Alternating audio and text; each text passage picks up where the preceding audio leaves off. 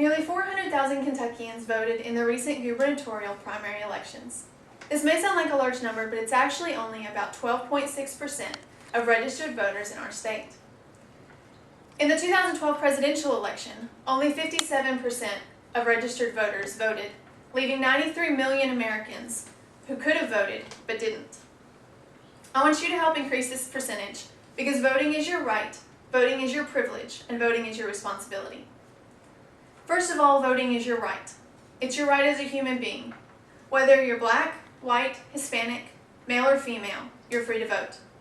The 15th Amendment in the 1965 Voting Rights Act made this possible. It's an opportunity for your voice to be heard.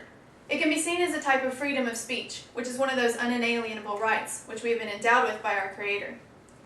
No one can take this right away from you except for you. Franklin Roosevelt once said, "Nobody will ever deprive the American people of their right to vote, except for the American people themselves. And the only way they could do this is by not voting." Secondly, voting is your privilege. It comes with being an American citizen. There are many countries that do not offer this opportunity to their residents.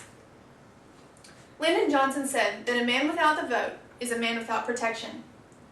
The privilege and protection that comes with voting did not come without a cost, however. This freedom was bought with a price. Suffragettes, slaves, and soldiers fought and sometimes died for this freedom. Lastly, voting is your responsibility, whether you're 18 or 98. If you're the age to vote, you're an adult, and you have adult responsibilities. Voting is one of these. Would you want Joe Blow on the street telling you how to spend your money each month, or deciding how you'll raise your kids? Of course not. So don't leave it to strangers to decide who your elected officials will be. Because elected officials affect not only your community, your state, and your nation, but they affect your children's future, your pocketbook, and your health care plan. They affect employment, wages, and education. Every vote counts. This may sound a little cliche, but when you really think about it, it's true. Your vote automatically cancels out a vote for the opposing party. So each vote really does matter, including yours.